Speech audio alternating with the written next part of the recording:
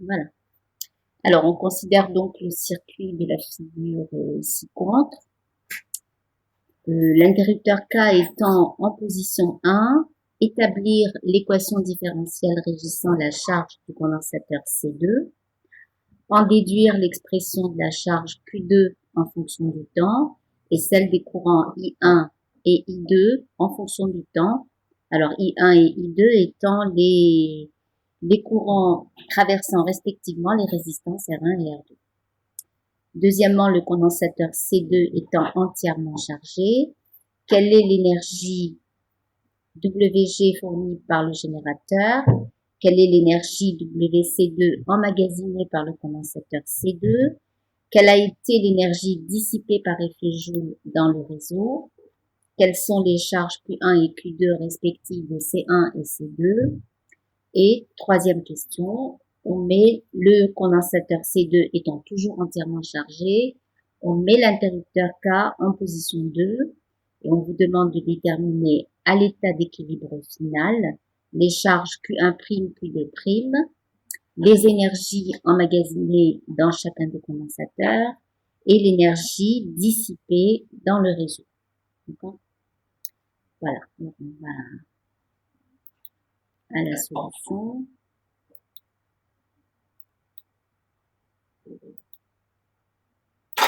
Voilà.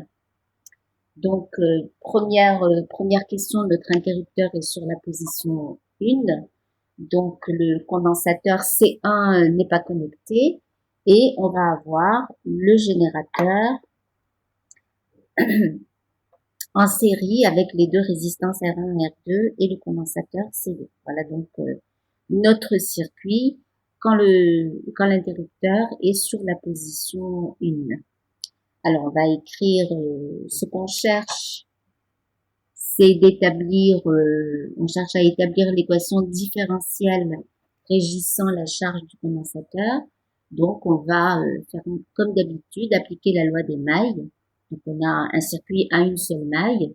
On va considérer donc le trajet A, B, C, D, A le long de cette maille. Et on va écrire que VA moins VA égale 0. Alors, VA moins VA, donc on va écrire VA moins VB plus VB moins VC plus VC moins VD plus VD moins VA. Alors, on y va. VA moins VB, c'est la différence de potentiel au borne de R1, donc c'est R1I. Tout le monde est d'accord que le courant va passer dans ce sens. Il sort par la borne plus du générateur et il revient à la borne moins. Donc, VA moins VB, c'est R1I. VB moins VC, ce sera R2I. Le courant entre par B et sort par C. VC moins VD, c'est la différence de potentiel au borne du condensateur C2. Alors, C2, son armature positive, eh bien, c'est celle qui est rencontrée en premier par le courant. Donc, c'est l'armature du haut. Donc, celle-ci sera chargée positivement et l'armature du bas sera chargée négativement. Donc, si je cherche VC moins VD, ça sera plus Q2 sur C2. D'accord?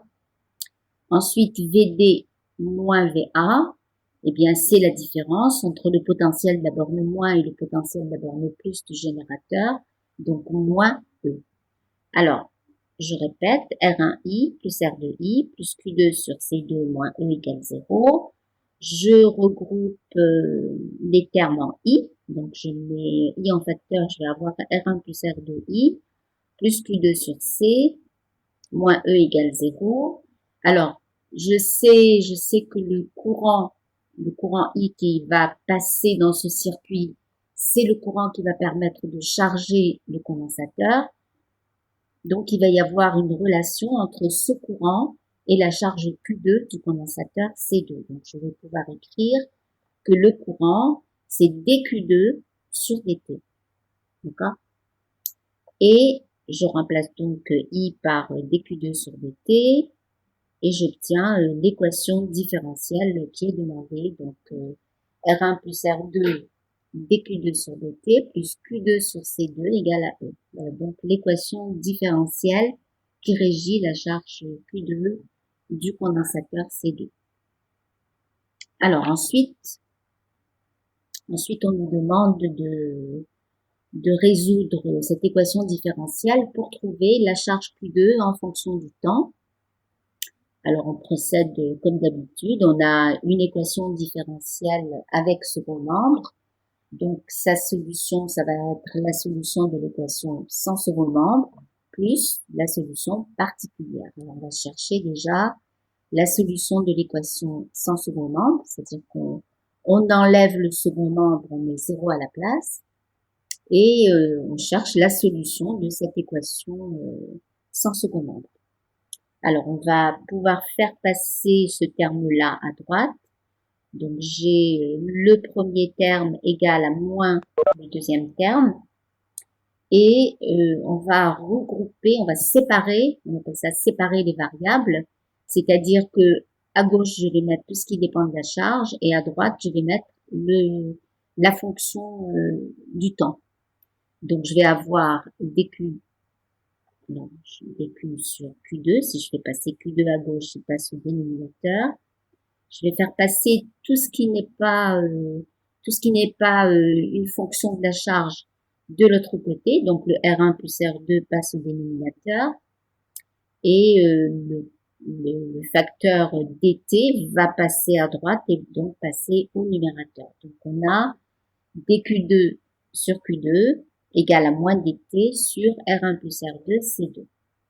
Alors, on intègre. L'intégrale de dQ2 sur Q2, c'est le log de Q2. De l'autre côté, l'intégrale de toute cette constante multipliée par dt, eh bien, ça sera t. Et comme j'avais l'égalité entre les différentiels, eh bien, ça me donne l'égalité entre les fonctions à une constante près. Donc, je rajoute ici une constante d'intégration. Alors ensuite, eh bien, comme d'habitude, on va essayer de se débarrasser de cette fonction log. Alors on va passer aux exponentielles. L'exponentielle du log de Q2, ben, ça va me donner Q2.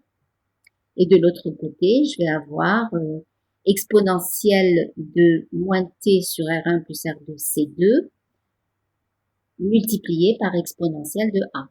D'accord? Puisque l'exponentielle de A plus B, c'est l'exponentielle de A multiplié par l'exponentielle de B. Donc ici, j'ai l'exponentielle de cette expression multipliée par l'exponentielle de A.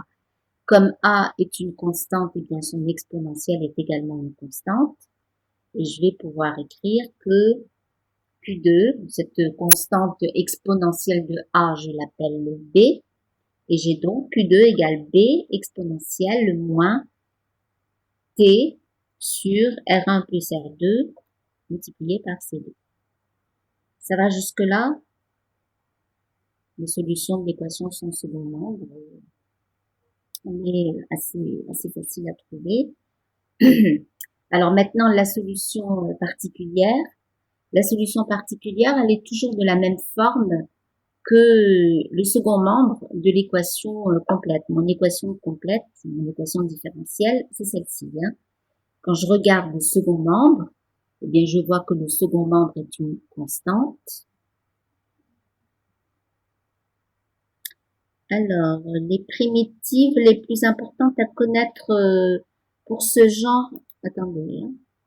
C'est quoi les primitives les plus importantes à connaître pour ce genre d'exercice? Et ben pour ce genre d'exercice, la seule, les deux primitives à connaître, c'est la primitive de dq sur q, donc c'est log de q, et puis la primitive de dt qui est t, voilà. Enfin, la primitive d'une constante alpha multipliée par dt et qui va vous donner alpha t. Voilà, il n'y a pas un très très grand nombre de primitives à connaître. Hein. Voilà. J'ai répondu à votre question en email. C'est bon?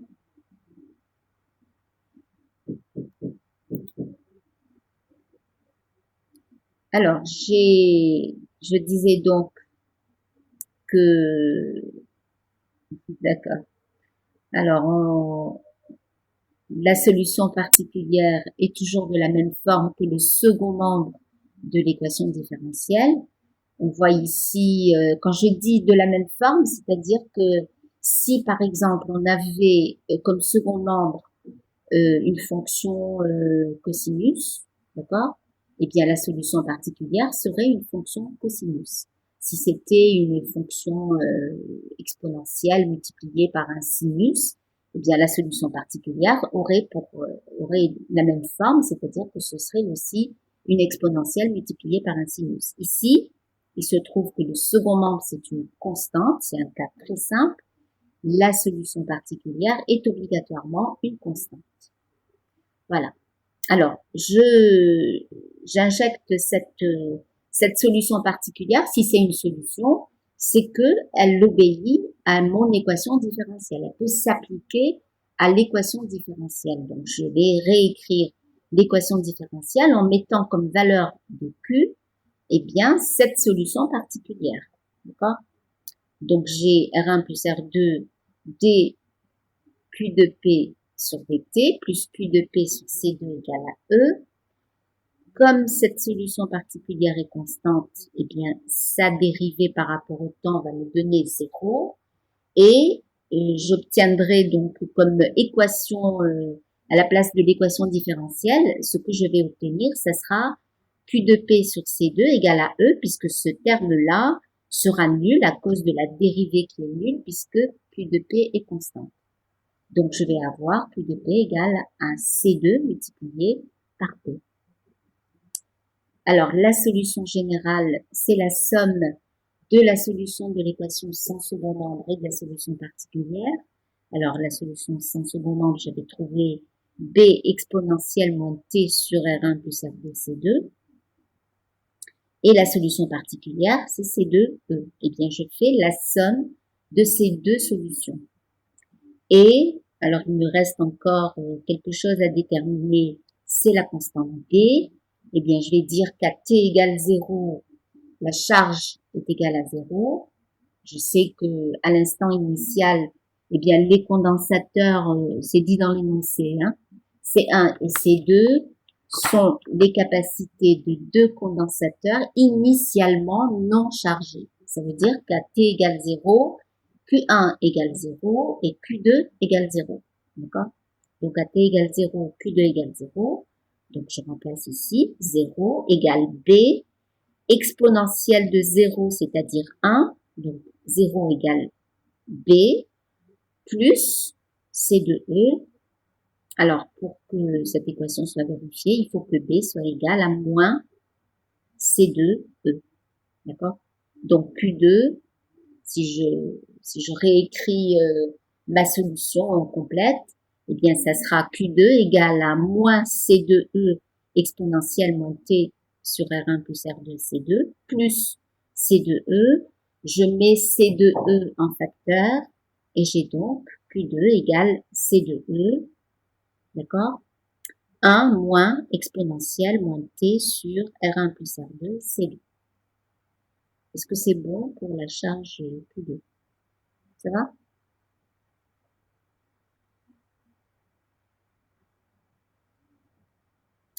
Alors ensuite, d'accord. Alors ensuite, on vous demande d'en déduire aussi les courants I1 de T et I2 de T qui traversent les résistances R1 et R2. Alors, on a vu que R1 et R2 étaient traversés par le même courant, d'accord? R1 et R2 sont dans ce circuit à une seule maille et il y a un seul courant, il n'y en a pas deux. Donc, j'ai I1 égale I2 égale I. Et ce courant I, eh bien, j'ai dit que c'était la dérivée de Q2 par rapport au temps. Eh bien, il suffit pour avoir I2 ou I1 ou I, le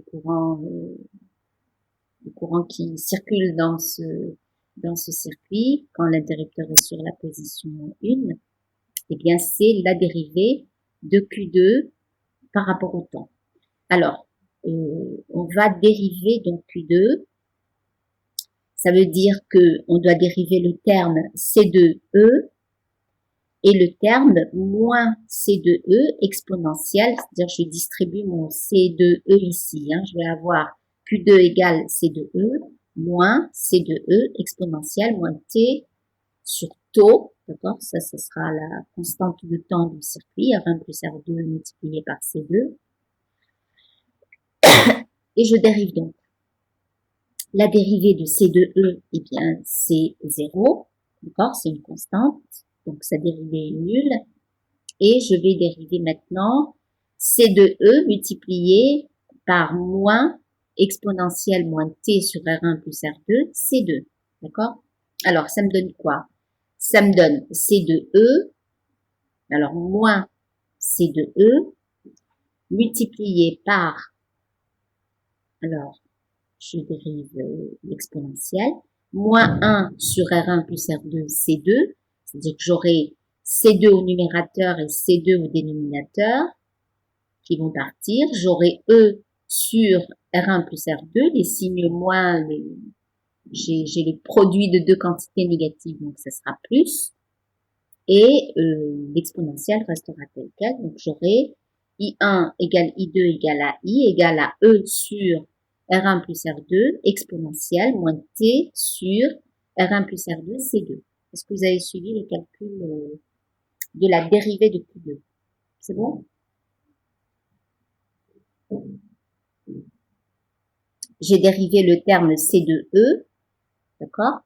C2E multiplié par 1, donc ça donne 0. Ensuite, j'ai dérivé moins C2E exponentielle moins T sur R1 plus R2 C2, d'accord? Donc ça sera moins C2E multiplié par la dérivée de l'exponentielle de moins T sur R1 plus R2 C2, donc moins 1 sur R1 plus R2 C2 multiplié par l'exponentielle moins T sur R1 plus R2 C2. Et j'ai un facteur C2 qui se simplifie. J'ai deux fois un signe moins, donc ça devient positif. C'est bon? Alors, j'ai donc un courant qui démarre à t égale 0. J'aurai l'exponentielle qui vaudra 1. Donc, à t égale 0, ben, j'ai un courant qui démarre avec une valeur maximale qui sera E sur R1 plus R2. Et au fur et à mesure que T augmente, eh bien, je vais avoir cette expression-là qui va aller en diminuant. Donc, ça veut dire que j'ai un courant qui démarre à la valeur initiale E sur R1 plus R2 et qui va aller en diminuant quand T devient très grand, donc quand T tend vers l'infini, eh bien, j'aurai l'exponentielle de moins l'infini qui tend vers 0. D'accord? Donc, je démarre avec un courant égal à E sur R1 plus R2, et quand T devient très très grand, bien le courant est nul. Voilà. C'est-à-dire que c'est un courant qui disparaît, qui est très fort au départ, quand je ferme l'interrupteur, et qui va devenir de plus en plus petit jusqu'à s'annuler. Et c'est normal, puisque quand le condensateur, quand T devient très grand, eh bien le condensateur a atteint sa charge finale, et quand le condensateur est entièrement chargé, eh bien il n'y a plus de nouvelles charges qui arrivent sur le condensateur. Donc c'est logique que le courant qui apporte ces charges qui vont permettre de charger le condensateur, c'est logique que ce courant devienne nul quand le condensateur est entièrement chargé. C'est bon? Alors, on passe à la deuxième question. Alors, deuxième question, le condensateur C2 étant entièrement chargé, quelle est l'énergie fournie par le générateur? C'est-à-dire qu'on va attendre un temps suffisamment long pour que le condensateur soit complètement chargé. Donc, théoriquement, on attend un temps infini. Bon, on a déjà vu la dernière fois que c'était pas utile d'attendre un temps infini, mais au-delà de 5 fois la constante de temps, eh bien, on peut considérer que le condensateur est quasiment complètement chargé. D'accord? Donc, On aurait pu le faire pour 5 taux, mais comme les valeurs de l'exponentielle moins t sur taux sont plus la limite quand t tend vers l'infini est un peu plus simple que de regarder ce que ça donne à t égale 5 taux, qui nous obligera à faire des calculs. Eh bien, on va prendre un temps infini, d'accord? C'est-à-dire qu'on a attendu suffisamment longtemps pour que le condensateur soit complètement chargé. Donc, l'énergie fournie par le générateur, c'est la somme entre 0 et l'infini de toutes les petites quantités d'énergie qui sont fournies par le générateur pendant des intervalles de temps d'été. Alors, je vous rappelle ce qu'on avait écrit pour la puissance fournie par un générateur dans un circuit. Si un générateur a une force électromotrice E et qu'il débite un courant I, eh bien la puissance qu'il fournit au circuit, c'est le produit EI. D'accord? On a vu ça au tout début du chapitre sur les réseaux électriques. Eh bien, si la puissance, c'est le produit EI, eh bien l'énergie qui est fournie par le générateur pendant un petit intervalle de temps dt, eh bien, ça sera EI dt. Je vous rappelle que la puissance, c'est une quantité d'énergie divisée par un intervalle de temps. Et bien, ici, on fait l'opération inverse. On passe de la puissance à l'énergie.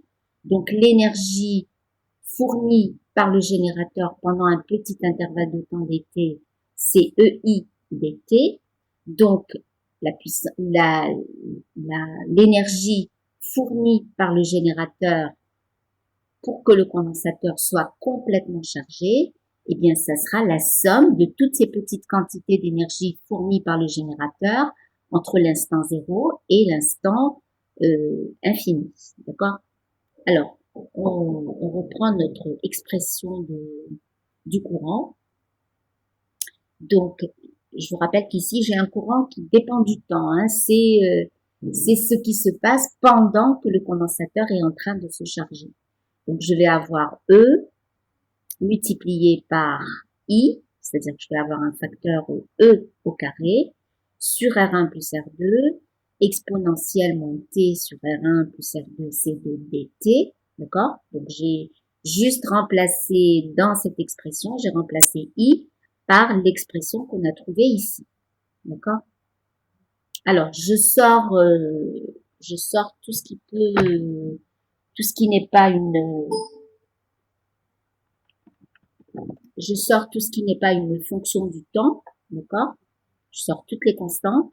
Donc, j'aurai le terme E carré sur R1 plus R2, je le sors de l'intégrale, et je vais avoir intégrale entre 0 et l'infini de l'exponentielle moins t sur R1 plus R2 C2 dt, d'accord? Alors, je sais calculer l'intégrale d'une exponentielle moins alpha x, c'est exponentielle moins alpha x sur moins alpha. D'accord? Mon moins alpha ici, c'est moins 1 sur R1 plus R2 C2. D'accord? Donc, j'ai ma constante que j'avais sortie de l'intégrale. Mon exponentielle, d'accord? L'intégrale de l'exponentielle moins t sur R1 plus R2 C2, ben c'est l'exponentielle de moins t sur R1 plus R2 C2 divisé par toute cette constante, c'est-à-dire 1 sur R1, moins 1 sur R1 plus R2 C2. C'est bon?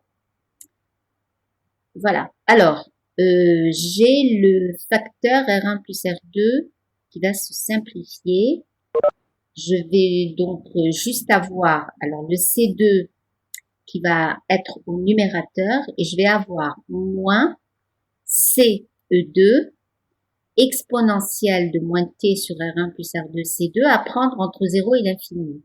Et pour me débarrasser de ce signe moins, qui provient d'ici, hein, eh bien, je vais inverser l'ordre des bornes de mon intégrale. C'est-à-dire que je vais avoir C2E, ça va? exponentielle moins t sur R1 plus R2 C2. Alors, à prendre non pas entre 0 et l'infini, mais entre l'infini et 0. J'ai inversé les bornes de mon intégrale pour me débarrasser de ce signe moins qui se retrouvait ici. D'accord? Alors, ça donne quoi? Quand t est égal à 0, l'exponentielle vaut 1. Et quand t tend vers l'infini, l'exponentielle de moins l'infini, c'est 0. C'est-à-dire que le contenu du crochet ici, ce sera 1 moins 0, donc 1, ce qui fait que l'énergie fournie par le générateur, c'est le produit C2E carré. Voilà. Est-ce que tout le monde a suivi? Ça va? Bon, maintenant je passe à la suite. Voilà. Alors, ensuite, on nous demande l'énergie emmagasinée. D'accord, merci Rania. Alors, on calcule l'énergie WC2 emmagasinée dans le condensateur C2. Eh bien, je sais que si le condensateur C2 est arrivé à la fin de sa charge à une charge grand Q2, eh bien, je sais que l'énergie qui est emmagasinée dans le condensateur, c'est 1/2 de Q2 carré sur C2. Alors, qu'est-ce que c'est que ce Q2? Alors, je reviens à la page précédente. Qu'est-ce que c'est que ce Q2, cette charge finale? Eh bien, je regarde mon l'expression que j'ai obtenue pour la charge. D'accord? La voici. On a trouvé que Q2, c'était C2E, 1 moins exponentielle moins T sur R1 plus R2 C2. Eh bien, quand le condensateur est entièrement chargé, c'est-à-dire quand j'ai attendu un temps suffisamment long pour que le condensateur n'accepte plus aucune charge supplémentaire, ça veut dire que j'ai attendu un temps infini, d'accord, qui tend vers l'infini. Eh bien, quand T tend vers l'infini, l'exponentielle tend vers 0, c'est-à-dire que Q2 tend vers C2E. Donc, la charge finale du condensateur, c'est cette constante C2E. D'accord? C'est aussi ce que j'ai appelé grand Q2 dans ma question suivante. Voilà. Donc, WC2, l'énergie emmagasinée dans le condensateur, quand il est complètement chargé, c'est 1/2 de sa charge finale au carré sur C2. Et sa charge finale, eh bien, étant C2E, ça va? Eh bien, j'écris que c'est 1/2 de C2 carré E carré divisé par C2. Donc, ça me donne 1/2 de C2E carré. Ça veut dire que le générateur a fourni C2E carré et qu'il n'y a que la moitié de cette énergie qui a pu être stockée dans le condensateur. Alors, l'énergie dissipée, alors on vous demande quelle a été l'énergie WJ dissipée par effet Joule dans le réseau. Eh bien, cette énergie, c'est la différence, c'est ce qui s'est perdu entre ce que le générateur a fourni, c'est-à-dire C2E carré, et ce que le condensateur a pu stocker, c'est 1/2 de C2E carré. Donc, l'autre moitié, eh bien, elle a été perdue sous forme de chaleur dans le réseau. Donc, dans les deux résistances R1 et R2. Voilà. Alors, on vous demande aussi les charges Q1 et Q2. Bon, c'est un petit peu tardif. La question D aurait dû se trouver avant la question B, d'accord? Puisqu'on a eu besoin de savoir quelle était la charge finale du condensateur. Ben, on voit bien que le condensateur C1 était complètement hors circuit, donc sa charge est restée nulle, et que le condensateur C2, si on attend un temps suffisamment long, eh bien, sa charge devient C2E. Voilà. Bon. faudra que je pense à changer de place à cette question. Elle aurait dû se trouver en question B.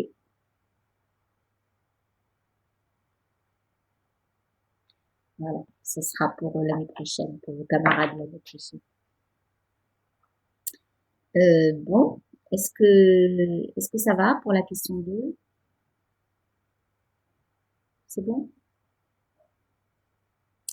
Alors, on va passer à la question 3. Alors, question 3, on va fermer l'interrupteur sur la position 2. C'est-à-dire qu'on déconnecte le générateur. Donc, le générateur et la résistance R1 vont être hors circuit. Tout ce qui va me rester dans le circuit, ce sera le condensateur C2 qui est chargé, d'accord, et le condensateur C1 qui n'est pas encore chargé, qui est initialement sans charge, d'accord. Alors, on nous demande de trouver les charges Q1' et Q2' à l'état d'équilibre final, c'est-à-dire que on va attendre un temps suffisamment long pour qu'il n'y ait plus aucune charge qui se déplace, d'accord? Et on regarde, quand il n'y a plus de courant dans le circuit, quelles sont les nouvelles charges qui sont portées par les deux condensateurs. Alors, on va regarder les deux états d'équilibre, d'accord? Le premier état d'équilibre, c'est l'état d'équilibre initial, c'est-à-dire que j'ai le condensateur C2 qui a sa charge initiale qui est par rapport à la question de tout à l'heure, dans tout ce qu'on a fait jusqu'à maintenant, c'était la charge finale du condensateur C2, c'est-à-dire la fameuse valeur C2 multipliée par E, d'accord? Ça, c'est Q2, d'accord? C'est, ici, si je regarde dans cette nouvelle question, eh bien, l'état initial, c'est quand le condensateur C2 est entièrement chargé, que le condensateur C1 n'a pas de charge, n'a pas encore de charge, juste à l'instant où je ferme l'interrupteur sur la position 2. Et l'état d'équilibre final, dans les deux cas, je suis dans un état d'équilibre. Il n'y a pas encore eu de charge, il n'y a pas eu encore d'échange de charge entre les deux condensateurs C1 et C2. Alors, l'état d'équilibre final, c'est quand plus aucune charge ne quitte C2 pour aller sur C1, d'accord? Vous voyez bien que ce qui va se passer dès que je ferme l'interrupteur, regardez ce qui se passe, c'est que dès que je ferme l'interrupteur, il va y avoir un courant, un très fort courant qui va apparaître dans le circuit, qui va venir charger le condensateur C1, d'accord? Et dès que il y a l'arrêt, si vous voulez, dès que C1 ne peut plus accepter plus de charge que ce qu'il contient, eh bien, il n'y aura plus de courant qui va passer dans le circuit et vous allez avoir les deux condensateurs qui seront tous les deux chargés. À ce moment-là, quand ils sont tous les deux chargés, eh bien, il n'y a plus de courant dans le circuit, d'accord? Puisque ce qui va apporter des charges, ce qui va prendre des charges sur ces deux et qui va les amener à C1, c'est le courant électrique qui va passer dans ce circuit. Alors, donc, mon état initial, c'est que j'ai un condensateur C2 chargé, un condensateur C1 complètement déchargé. Mon état final, c'est que mon condensateur C2, il lui reste la charge Q2', et que le condensateur C1, il a gagné la charge Q1'. Alors, ce qu'on peut écrire de manière évidente, de manière sûre, il n'y a pas de doute là-dessus, c'est que on n'est pas intervenu de l'extérieur pour apporter de la charge ou pour enlever de la charge. Ça veut dire que la charge initiale dans cet état va être égale à la charge finale dans cet état. D'accord? Donc, je vais pouvoir écrire que Q1 plus Q2, c'est-à-dire Q2, puisque Q1 égale 0, Q1 plus Q2 égale à Q1' plus Q2'. Ça, au moins, c'est sûr, c'est le principe de conservation de la charge. C'est bon? Alors maintenant, eh bien, il faut que je trouve, il faut que je puisse écrire Q1' et Q2' en fonction de Q2 que je connais. Je sais que leur somme donne Q2, mais je ne sais pas quelle est la part que va prendre chacun des condensateurs. D'accord? Je connais pas la relation entre Q1' et Q2'. Alors, eh bien, je vais écrire la loi des mailles le long de cette maille à l'état d'équilibre final, c'est-à-dire quand il n'y a plus aucun échange de charge entre les deux condensateurs. Donc, il n'y a plus de courant qui va traverser la résistance R2 pour amener les charges de cette armature à celle-ci. D'accord? Et qui va les reprendre des charges sur cette armature pour les amener ici. Bon, eh bien, si j'écris la loi des mailles, je vais écrire VA moins VB plus VB moins VD plus VD moins VA égale 0. Alors, qu'est-ce que c'est que VA moins VB? C'est la différence de potentiel au bord de la résistance R2 qui n'est pas traversée par un courant. D'accord? Donc, si je vais écrire R2I', I' étant égal à 0, eh bien VA moins VB égale 0. VB moins VD, eh bien, c'est la différence de potentiel entre l'armature chargée positivement et l'armature chargée négativement. Ça va? Donc, ça sera plus Q2' sur C2, plus VD moins VA. Attention, c'est la différence entre le potentiel de l'armature chargée négativement et le potentiel de l'armature chargée positivement. Donc ici, VD moins VA, c'est moins Q1' sur C1. Est-ce que tout le monde est d'accord avec le signe moins? C'est bon? D'accord. Alors, j'ai donc cette équation 0, qui est la différence de potentiel au bord de la résistance R2, plus Q2' sur C2, la différence de potentiel au bord de C2, moins Q1' sur C1, la différence de potentiel au bord de C1, égale 0. Alors, ça veut dire que Q2' sur C2 est égal à Q1' sur C1. Voilà, je reprends cette équation. Alors, ça c'est une propriété des fractions. Quand vous avez l'égalité entre deux fractions, et bien vous avez aussi chacune des fractions qui est égale à la fraction qui est constituée par, au numérateur, la somme des numérateurs et au dénominateur, la somme des dénominateurs. D'accord? Donc, Q1' sur C1 égale à Q2' sur C2 égale à Q1' plus Q2' sur C1 plus C2. Ça va?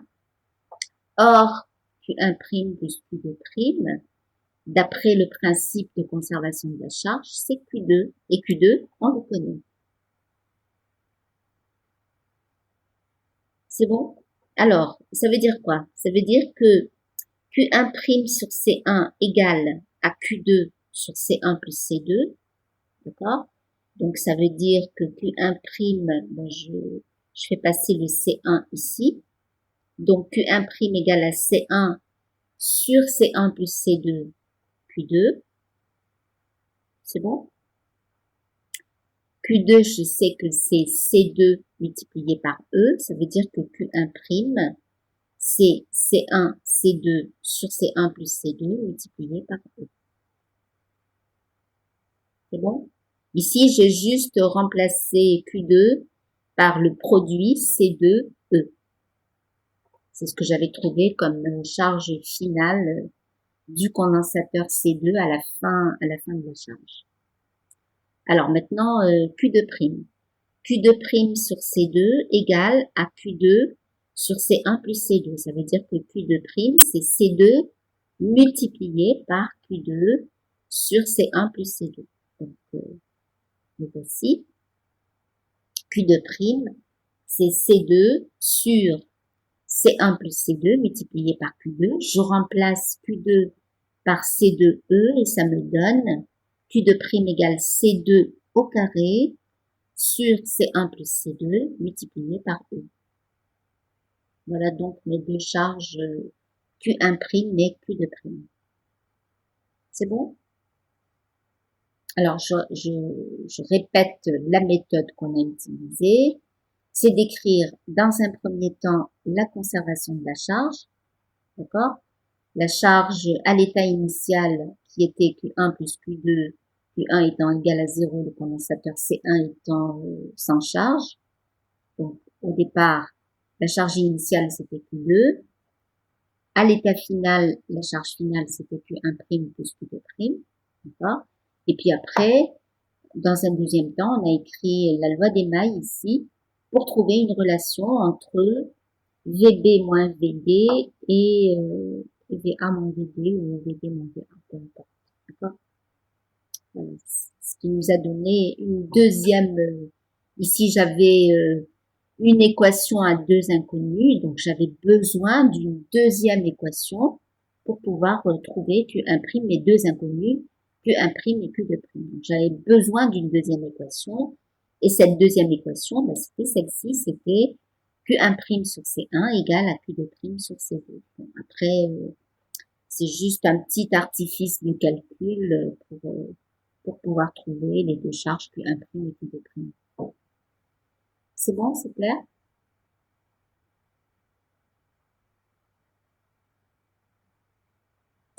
Alors, question petit b. D'accord.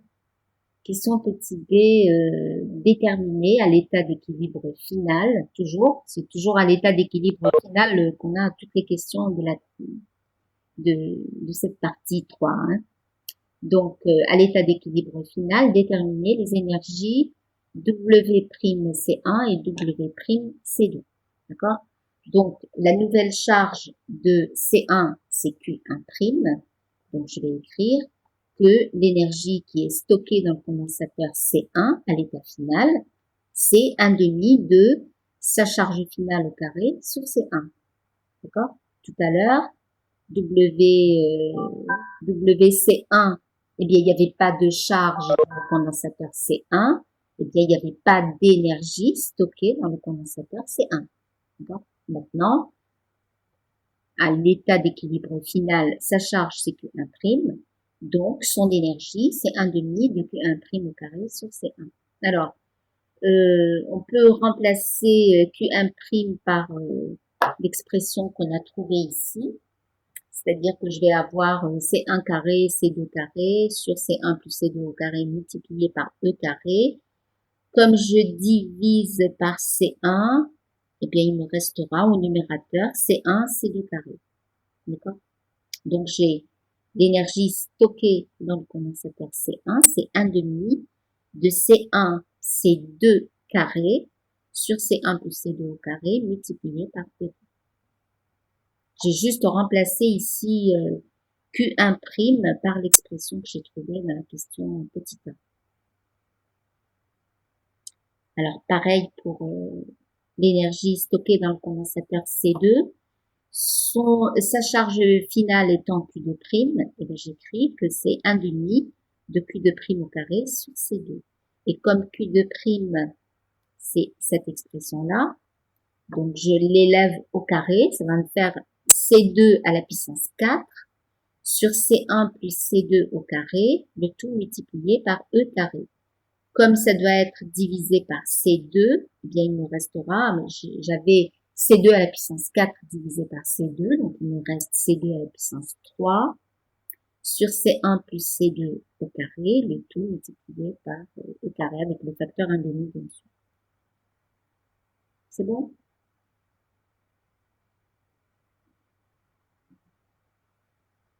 Alors ensuite, Dernière question. En déduire l'énergie dissipée dans le réseau. Je vais trouver. Voilà. Alors, l'énergie dissipée dans le réseau, eh bien, on va faire comme tout à l'heure, c'est-à-dire que on va trouver cette énergie en faisant la différence entre ce qui existait au départ et ce qui, disons, dans la première question, comment est-ce qu'on avait trouvé cette énergie dissipée par le réseau? On avait l'énergie fournie par le générateur moins l'énergie qui a été stockée dans le condensateur C2. Eh bien ici, à la fin de l'opération, eh bien ce qui a été perdu, une fois que plus aucune charge ne s'est déplacée pour aller du condensateur C2 au condensateur C1, eh bien ce qui y avait au départ comme énergie, eh bien c'était l'énergie qui était stockée dans le condensateur C2, d'accord? Ce qui va y avoir à la fin, eh bien c'est ce qui va rester stocké d'un côté dans C2 et de l'autre côté dans C1, et tout ce qui n'est ni dans C1 ni dans C2, ben c'est ce qui aura été perdu dans la résistance R2, d'accord? Puisque il a fallu que les charges traversent la résistance R2 pour aller décharger le condensateur C2 et charger en même temps le condensateur C1. Donc, mon bilan d'énergie ici, c'est que l'énergie qui est perdue, c'est l'énergie qui existait à l'état initial, c'est-à-dire ce qui était stocké dans le condensateur C2, moins l'énergie qui va rester dans les deux condensateurs qu'on récupère dans le condensateur C1 et C2, et tout ce qui n'est pas récupéré dans les condensateurs, la différence, eh bien, c'est ce qui aura été perdu sous forme de chaleur dans la résistance R2. D'accord? Donc, c'est l'énergie de départ, qui était l'énergie stockée dans le condensateur C2, moins l'énergie finale, c'est-à-dire ce qui est stocké dans les condensateurs C1 et C2. C'est bon? Voilà. Alors, je fais donc la différence. WC2, eh bien, c'était 1 demi de C2E carré. W'C1 et W'C2, c'est ce qu'on vient de calculer. Alors, on a trouvé 1 demi de C1, C2 au carré sur C1 plus C2 au carré et 2. Et pour W'C2, 1 demi de C2 à la puissance 3 sur C1 plus C2 au carré, E carré. C'est les deux expressions qu'on vient de calculer dans la question petit b. Hein. Alors, pour faire mon calcul, eh bien, je réduis au même dénominateur. J'ai comme dénominateur commun 2C1 plus C2 au carré. Eh bien, j'ai déjà le facteur 2 ici. Donc, il suffit que je multiplie en haut et en bas par C1 plus C2 au carré. C'est bon? Voilà. Donc, j'ai C2E carré, donc C2E carré, multiplié par C1 plus C2 au carré. C'est bon? Et les autres termes ne changent pas. Donc, je les réécris tel quel. Ensuite, pour pouvoir additionner tous mes termes, eh bien, je développe mon carré. Donc, c'est 1 carré plus C2 carré plus 2 fois C1, C2. Les deux autres termes ne changent pas. Ensuite, je distribue C2 dans cette somme. Donc, j'ai C2, C1 carré, plus C2 multiplié par C2 carré, c'est-à-dire C2 à la puissance 3, plus C2 multiplié par 2C1, C2, c'est-à-dire 2C1, C2 carré. C'est bon? Voilà. Donc là, ce terme-là, bien c'est C2 multiplié par C1 plus C2 au carré. Donc j'ai fini mon développement. Ben maintenant, j'ai plus qu'à regrouper les termes et regarder ce que ça donne. Donc, j'ai C2, C1 carré que je ne retrouve nulle part, donc je le garde. D'accord? J'ai C2 au cube qui va partir avec ce C2 au cube puisque j'ai un signe moins ici. Ça va? J'ai 2 fois C1, C2 au carré et une fois moins C1, C2 au carré, donc il va me rester plus C1, C2 au carré. Donc, le voici. Ça va? Et ensuite, eh bien, je peux mettre C1, C2 en facteur. Donc, si je mets C1, C2 ici, il me restera un facteur C1. Ici, il me restera un facteur C2. Et je me rends compte que le terme C1 plus C2, ben, apparaît au numérateur et au dénominateur. Donc, je simplifie et ça me donne W'(J) qui est égal à 1 demi de C1 C2 sur C1 plus C2 de carré. Voilà donc l'énergie dissipée dans le réseau. Ça va?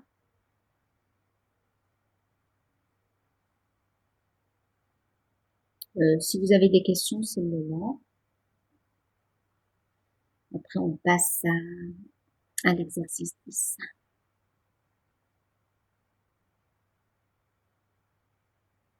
C'est bon?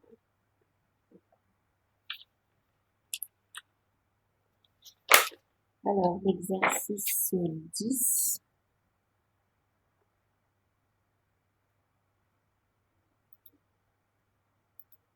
Je vais un peu l'énoncer si vous ne l'avez pas sous les yeux. Voilà. Alors, le circuit de la figure ci-contre est constitué d'un générateur de force électromotrice E, de 2 résistances R1 et R2, de 3 condensateurs C1, C2 et C3 et d'un interrupteur K. Alors, on prendra R1 égale R2 égale R, C1 égale C2 égale C3 sur 2 égale C. D'accord? Donc, ça veut dire que C3 est égal à 2C et que C1 et C2 sont égales à C. C'est bon? Alors, on commence ici par le régime permanent. L'interrupteur étant fermé, on attend que les condensateurs soient entièrement chargés. On vous demande l'intensité des courants dans les différentes branches du circuit. Déterminer la capacité C équivalente du condensateur équivalent à l'association des 3 condensateurs C1, C2, C3. On va l'écrire en fonction de C puisque de toute façon C1, C2, C3 peuvent s'exprimer en fonction de C. Déterminer la charge Q1 du condensateur de capacité C1 ainsi que la tension V1 à ses bornes. En déduire les charges Q2 et Q3 des 2 autres condensateurs. On verra la partie régime transitoire tout à l'heure. Donc on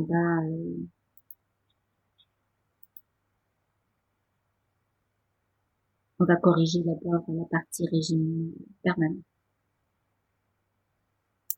Alors, on nous demande de trouver les courants dans chacune des branches du circuit. Alors, on va leur donner un nom. Alors, dans la résistance R1, ben, on va appeler ça I1. Le courant qui traverse R2, on va l'appeler I2. Alors, arrivé à ce point qui est un nœud, eh bien, je devrais avoir un courant I3 qui va traverser C1. Et arrivé à ce point qui est également un nœud, I3 devrait se partager en I4 et I5. D'accord? Alors, ce qu'il y a de particulier, c'est que on vous dit qu'on est en régime permanent, que les condensateurs sont entièrement chargés, donc il n'y a plus aucune nouvelle charge qui arrive sur les condensateurs. S'il n'y a pas de nouvelle charge qui arrive sur les condensateurs, ça veut dire que le courant dans la branche où il y a C1 est égal à 0, d'accord? Donc I3 égale 0. S'il n'y a pas de nouvelle charge qui arrive sur C2, eh bien, ça veut dire que I4 égale 0. Et s'il n'y a pas de nouvelle charge qui arrive sur C3, ça veut dire que I5 égale 0. Donc, les condensateurs étant chargés, ils ne laissent pas passer de courant. J'écris que I3 égale I4 égale I5 égale 0. C'est bon? Et si I3 égale 0, bien ça veut dire que I1, alors je vous rappelle que I1 devait se partager en I2 et I3. Donc si I3 égale 0, ça veut dire que I1 égale I2. C'est bon?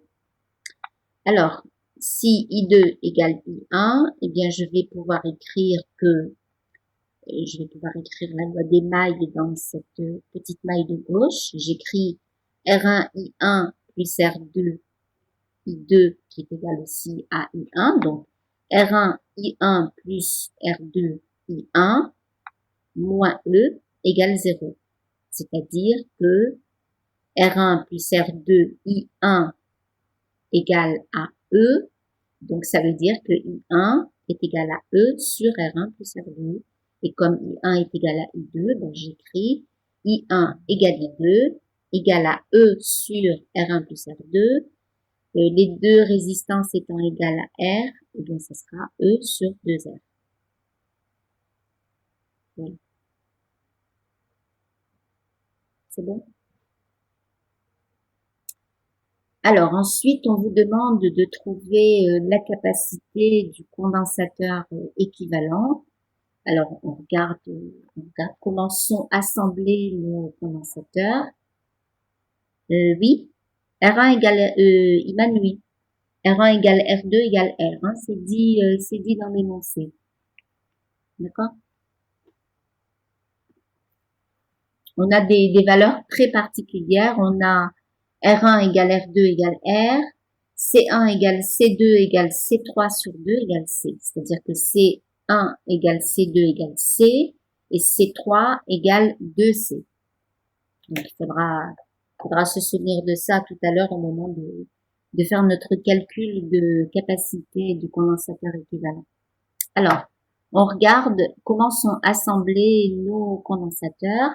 Eh bien, j'ai le condensateur C1 qui est en série avec cet ensemble-là. Cet ensemble-là, C2 et C3, eh bien, ce sont des condensateurs qui sont en parallèle. D'accord? Donc, C2 et C3 sont en parallèle et leur condensateur équivalent est en série avec C1.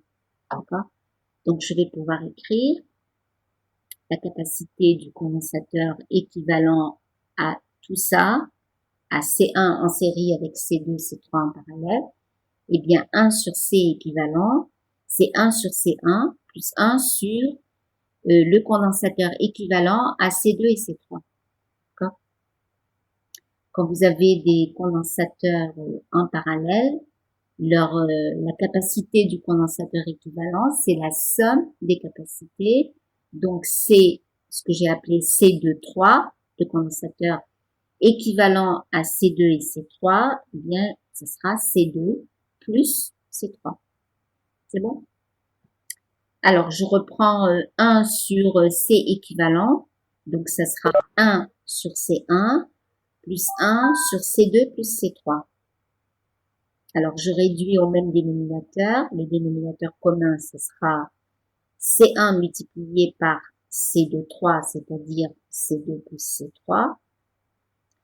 Et au numérateur, je vais avoir, alors, je multiplie ce terme par C2 plus C3 et je multiplie ce terme par C1. Donc, j'ai C1 plus C2 plus C3 divisé par C1 facteur de C2 plus C3. Alors ça, c'est 1 sur C équivalent. C équivalent, ben, j'inverse. Donc c'est C1, C2 plus C3 sur la somme des trois capacités. Et je remplace maintenant C1 et C2 par C et C3 par 2 fois C. Donc je vais avoir C facteur de C plus 2C divisé par C plus C plus 2C. J'entends du bruit. Donc l'un de vous a activé son micro. Est-ce que vous pouvez l'arrêter, s'il vous plaît? Je sais pas qui c'est, mais je vous entends mâcher quelque chose. C'est assez gênant.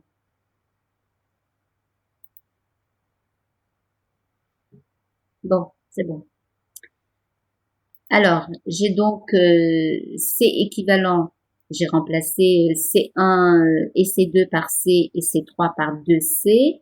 Donc, j'obtiens C, facteur de C plus 2C, divisé par C plus C plus 2C. Donc, ça me donne, je simplifie par C, ça me donne 3C sur 4, donc 3 quarts de C. C'est bon? Tout le monde a retrouvé la capacité du condensateur équivalent. 3 quarts de C. D'accord?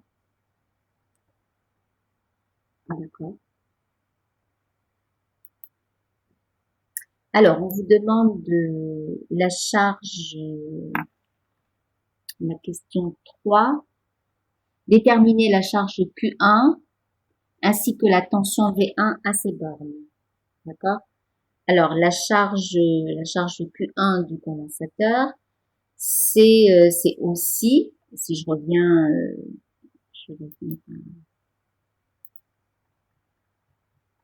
à mon schéma ici, d'accord? La charge du condensateur C1, c'est aussi quand vous avez des condensateurs qui sont en série. Je vous rappelle que vous avez C1 en série avec le condensateur C2-3, d'accord? Chacun des condensateurs qui sont en série a la même charge que le condensateur équivalent. C'est-à-dire que Q1, la charge du condensateur C1, c'est aussi la charge du condensateur équivalent à tout le groupement, d'accord? C'est-à-dire à ce qu'on vient de calculer comme condensateur équivalent, d'accord? Donc, si je connais la charge du condensateur équivalent, eh bien, je connais aussi la charge du condensateur C1, d'accord? Puisque quand vous assemblez des condensateurs en série, chacun des condensateurs a la même charge que le condensateur équivalent. On a vu ça dans le cours sur les condensateurs. Donc ici, la charge Q1 du condensateur est égale à la charge Q du condensateur équivalent.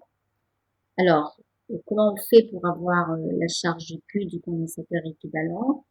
Eh bien, on va l'avoir à partir de la différence de potentiel aux bornes du condensateur équivalent. Alors, ce qu'on remarque, c'est que le condensateur équivalent, quand vous remplacez C1, C2, C3 par leur condensateur équivalent, eh bien, vous constatez que ce condensateur équivalent, il est en parallèle avec la résistance R2. D'accord? Comme il n'y a pas de courant qui passe dans cette branche, GI1 égale I2, ça veut dire que la différence de potentiel aux bornes du condensateur équivalent, eh bien, c'est R2 multiplié par I2 ou encore R2 multiplié par I1. Or, le courant, eh bien, on l'a calculé tout à l'heure. On a trouvé que c'était E sur 2R. D'accord? Je sais plus si on avait directement calculé le courant ou pas.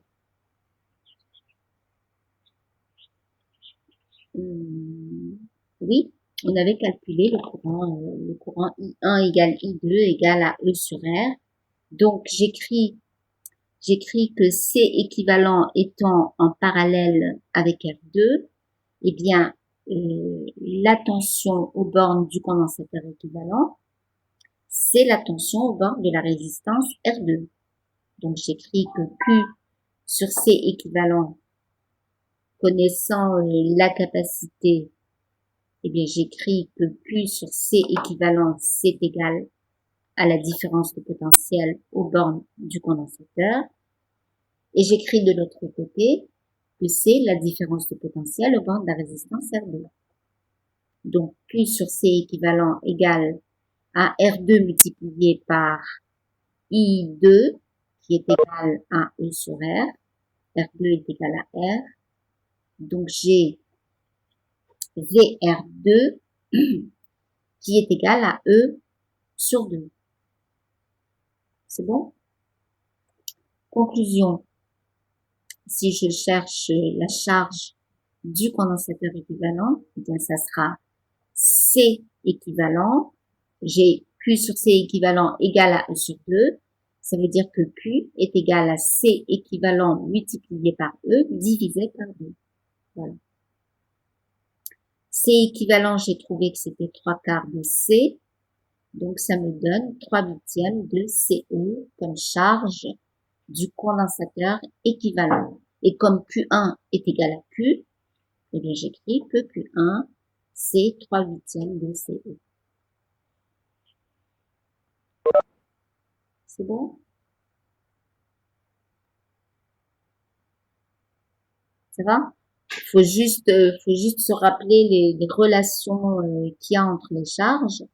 Quand vous avez des condensateurs qui sont en série, eh bien, chacun des condensateurs a la même charge que le condensateur équivalent.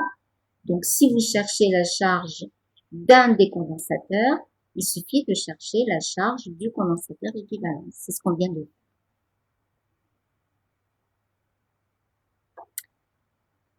Alors, ensuite, on vous demande la différence de potentiel aux bornes du condensateur C1. Bien, il suffit d'écrire Q1 sur C1. Et C1, c'est C, d'accord? Q1, c'est 3/8 de CE. Donc, V1, c'est 3/8 de E. Voilà. Alors, tout s'exprime en fonction de C, de R et de E. Il n'y a pas de valeur numérique. Hein. Donc, V1, c'est 3/8 de E. C'est bon? Alors, question 4.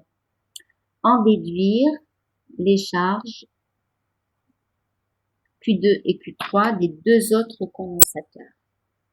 Alors, pour avoir les charges Q2 et Q3, eh bien, j'ai besoin de connaître la différence de potentiel aux bornes de C2 et la différence de potentiel aux bornes de C3 qui sont égales, hein, puisque C2 et C3 sont en parallèle.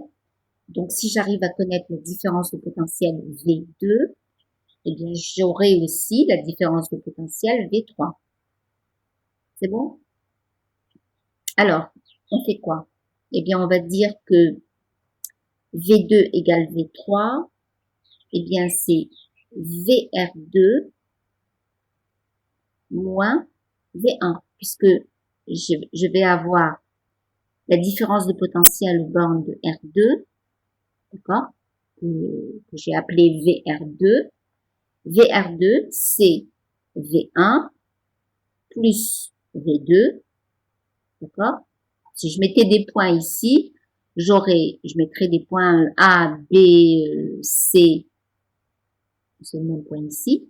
Donc, j'aurai VA plus VB, plus VB, VA moins VB, plus VB moins VC, d'accord, qui est égal à VA moins VC, qui revient au même que si j'avais écrit la loi des mailles, c'est-à-dire VA moins VB plus VB moins VC plus VC moins VA égale 0. Ça voudrait dire que VA moins VC est égal à VA moins VB plus VB moins VC.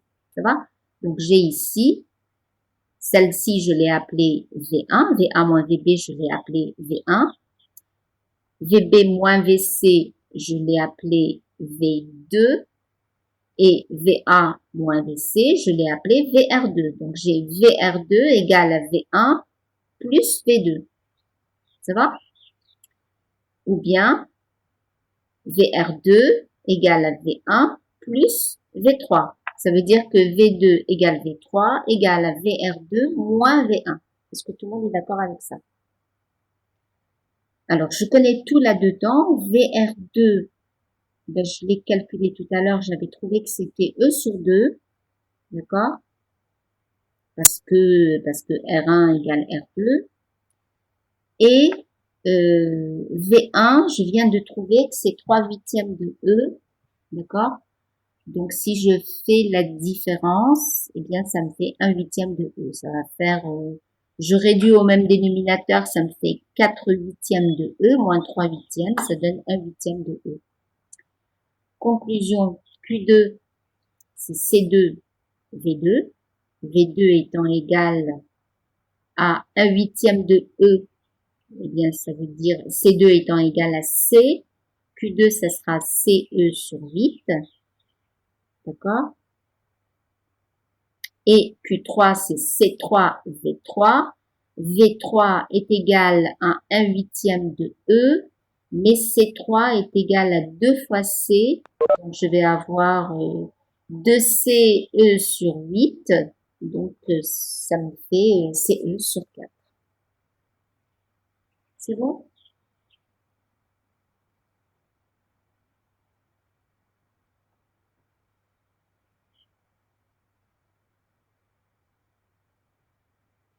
Ça va? Est-ce que vous avez des questions?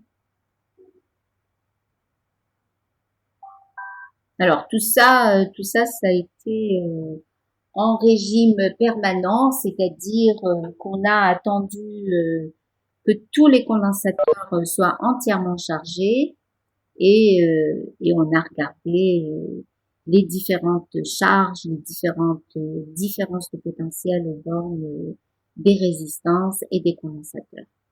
Voilà. Alors, je sais pas si ça vaut le coup de commencer le régime transitoire.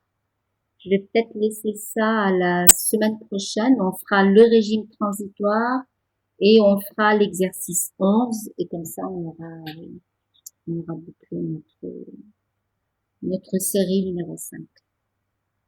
Est-ce que vous avez des questions?